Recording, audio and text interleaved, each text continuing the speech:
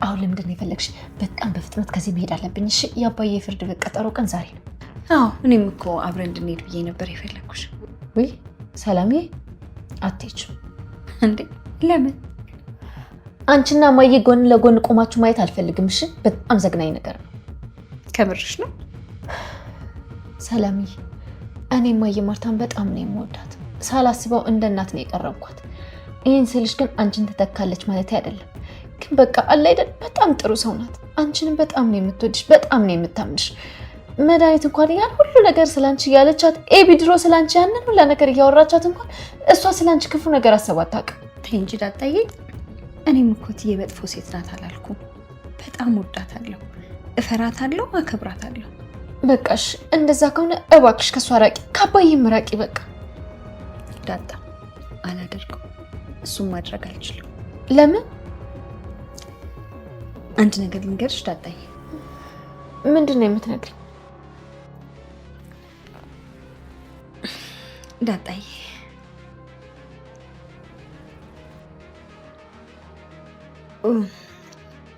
ወንድምሽ ማለቴ ቤቢ ምን ሆነ? አረ ምንም አልሆነ።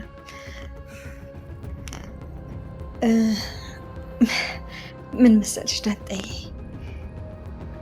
ወንድምሽ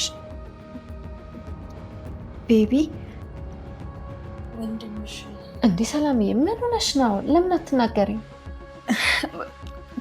በቃ ቤቢ ከጋሼ ነው የወለድኩት።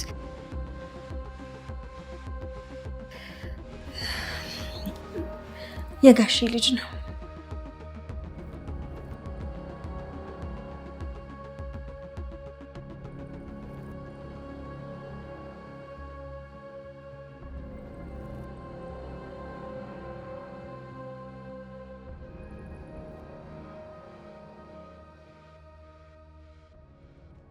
ዳጣ በስተመጨረሻም ደረጀ እስከዛሬ ድረስ ሲያስጨንቀው የከረመውን ከሷም ሆነ ከሙሉ ቤተሰቡ የተደበቀውን ከሱ ውጪ በቤታቸው ውስጥ ያለውን ትልቅ ጉድ ባልጠበቀችው ጊዜና ሰዓት ሰምታ በድንጋጤ ጆሮዋን ለማመን ከብዷት በንዴትና በእልህ ስሜት ውስጥ ሆና እናቷን ጥላ ትሄዳለች። አዲሱ የተወለደው ወንድሟ ወላጅ አባቱ ደረጀ መሆኑን ከእናቷ ሰላም የሰማችው ዳጣ በማርታ ላይ በደረሰው ግፍ አምና እሺ ብላ መቀበል ከብዷታል። ዳጣ በዚህ ጉዳይ የዚህን ያህል ስሜታዊ ሆና ነገሩን መቀበል ከከበዳት ማርታና አቢጌል ሲሰሙ ምን የሚፈጠር ይመስላችኋል? ሀሳብ እንዲሁም አስተያየታችሁን ኮመንት ላይ ጻፉልን። ከዚያ አስቀድሞ አቢጌል አባቷ ወንጀል እንደፈጸመ ተደርጎ ሪፖርት የተደረገበትን ስልክ ቁጥር አግኝታ የአርጁን ስም መሆኑን ካረጋገጠች በኋላ በቤቷ ድረስ መኝታ ቤቷ አስገብታ ነገሮችን ለማወቅና ለማውጣጣት መሞከር ትጀምራለች። ለአባቷ በጥብቅና የቆመችው ኤቢ ማስረጃ እንዲሆናት የስልኳን ድምጽ መቅጃ አብርታ አርጁንን ማስለፍለፍ ትጀምራለች። ከዚህ በኋላ እኔም በፈለከው ሰዓት ታገኘኛለህ፣ ግን መጀመሪያ እኔ የምጠይቅህን ነገር መመለስ ይኖርብሃል ብላ ስትለው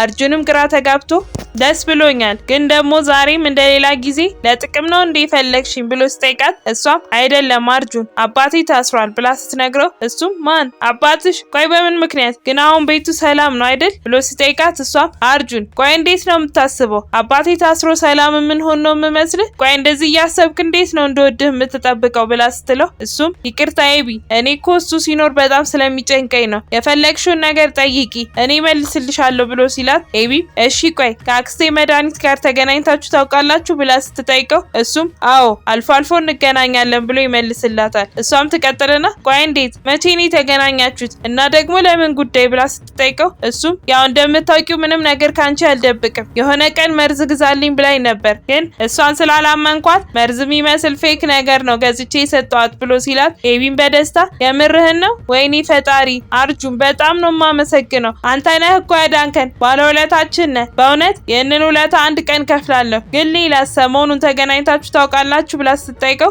እሱም አዎ ከ4 ቀን በፊት ተገናኝተን ነበር፣ በሌላ ሰው ስም የወጣ አዲስ ሲም ካርድ እንድሰጣት ጠይቃኝ ነበር፣ ግን እኔ ያወጣሁት አዲስ ሲም እንዳለ ስነግራት እንደሚያስፈልጋት ነገረችኝና ሰጠዋት። ምን ነው ችግር አለ እንዴ ብሎ ስጠይቃት እሷም አይ አርጁን ምንም ችግር የለም በጣም ነው የማመሰግነው፣ ና ና በቃ አሁን እንውጣና ምሳ ልጋብዝ ብላ ይዘው ትወጣለች። ከትንሽ ቆይታ በኋላ አቢጌል ወደ ደረጀ ጋር ሄዳ ማውራት ትጀምራለች። እሱም በቁጭትና በሀዘን ስሜት ውስጥ ሆኖ ኤቢ በእኔ ምክንያት በእኔ ስህተት እናንተ ልጆች የተሰቃያችሁ አይደል? ለማርቲ እኮ አይገባትም ነበር። ሲጀመርም እኔ እሷ ባለቤት መሆን የሚገባኝ ሰው አልነበርኩም ብሎ ሲላት ኤቢም አባዬ አንተ እኮ ክፉ አይደለህም። ይህንን ነገር ደግሞ እማዬም ትረዳዋለች፣ ለዛውም ከኛ በተሻለ መልኩ። ስለዚህ ምንም ችግር የለም። አሁን ግን አንድ ደስ የሚል ነገር ልነግርህ ነው የመጣሁት። መድኃኒት ሪፖርት ያደረገችበት ስልክ ቁጥር በአርጁን ስም የወጣ ነው። ይህ ደግሞ የሚያሳየው መድኃኒት በህይወት እንዳለች ነው። እኛ ይህንን አረጋግጠናል። አሁን ከኛ የሚጠበቀው ለፍርድ ቤቱና ለፖሊሶቹ ይህንን ማስረዳት ብቻ ነው ብላ ስትለው ደረጀኝ በደስታ እውነትሽን ነው የምትነግሪኝ አቢጌል ብሎ ስጠይቃት እሷም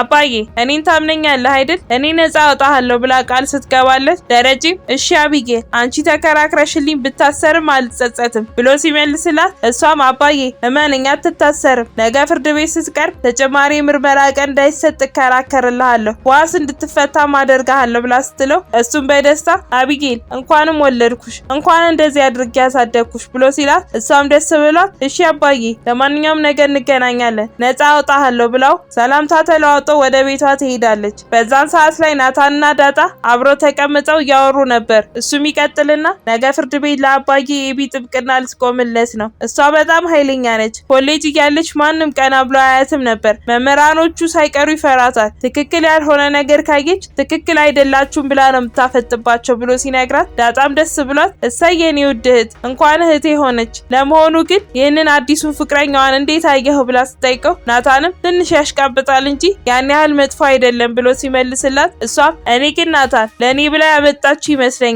አንተን ለመርሳት ብላ ስትለው ናታንም አይ እንደዛ እንኳን አይሆንም። ኤቢ በራሷ ህይወት ፈጽሞ አትቀልድም። ሰው አስመስሎ መኖሩ የሚችለው ለጥቂት ጊዜ ብቻ ነው። እሷ እያስመሰለች ከሆነ ማወቃችን አይቀርም። ኤቢ ስትጎዳ ግን ዝም ብዬ ማየት አልችልም። እሱን ታየውና ግን ሰላም እንዴት ነች ብሎ ስጠይቃት እሷም ናታን የእሷን ነገር ቶ እኔ እኮ ስለ እሷ ሳስብ በቃ በጣም ነው ግራ የሚገባኝ ብላ ስትለው እሱም እኔ ከሁሉም በላይ የምታሳዝነኝ ግን እማዬ ነች። ብቻ ነገሮች አሁን ላይ ለአባዬ በጣም ከባድ ሆነዋል። እሱም ያሳዝነኛል።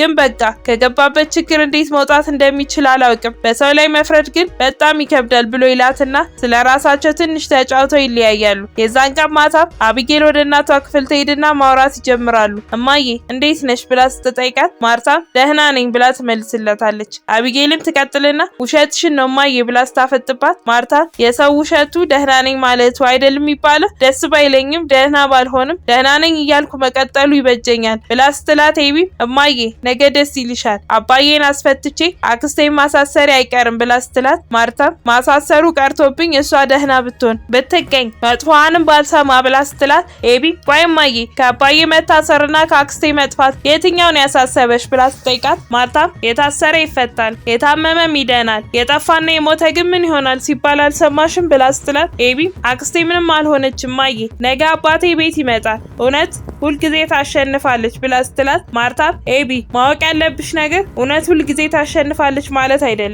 ሰዎች በደለኞች ናቸው፣ ግፍ የሚሰሩም አሉ። ታዲያ ሳትፈልጊ እውነት በያዙ ሰዎች ላይ ልትፈርጂ ትችያለሽ ብላ ስትላት ኤቢ አይ እማዬ እውነት ነች፣ በፍጹም አትቀየርም። ለማንኛውም ነገ በጠዋት አባዬ ጋር እንሄዳለን ትላትና ወደ መኝታ ክፍሏ ትሄዳለች። በነጋታው ጠዋትም ገዛኸኝ በራቸው ስር ሆኖ ወንበር ላይ ተቀምጦ ተኝቶ ባለበት አቻም ይመጣና በቁጣና በብሶት ስሜት ውስጥ ሆኖ ገዛኸኝ ያቺን እንደ ወርቅ የምታበራዋን እህቴን ወንድም እንደሌላ ታውቀ አስረግዘ ጥለሃት ጠፋ አይደል? አግባት ብትባል አላገባም ብለህ የእህቴን የልጅነት ህይወት ሰበርከው። እህቴ ምጥ ሲይዛት ምን እንዳለች ታውቃለህ? ተውኝ፣ አትንኩኝ፣ ልጁ ማይወለድ እኔም በዚያው ልቅር ነበር ያለችው። አሳፈርካት፣ ቅስሟን ሰበርከው። ከዛ ደግሞ ወደዚህ ሸሽተህ መጥተህ እንጀራ ፈልገህ የተጠጋችውን ሴት ልታባልቅ ትሞክራለህ። አንተ እናት የለህም ወልደህ ግን ደግሞ ጨካኝ ሆንክ ሰው ነህ ይለውና ከእንቅልፉ ቀዝቅሶ እንደለመደው አንድ ጊዜ በዱላው ሸብጦ ጥሎት ይሄዳል። ከዚህም በኋላ ነው ሰላም ዳጣም አስቸኳይ ቤት ጠርታት አዲሱ የተወለደው ወንድሟ ወላጅ አባቱ ደረጀ መሆኑን የነገረቻት። ዳጣ በሰዓቱ በጣም ደንግጣለች። በቀጣይ ምን የሚፈጠር ይመስላችኋል? ሀሳብ እንዲሁም አስተያየታችሁን ኮመንት ላይ ጻፉልን።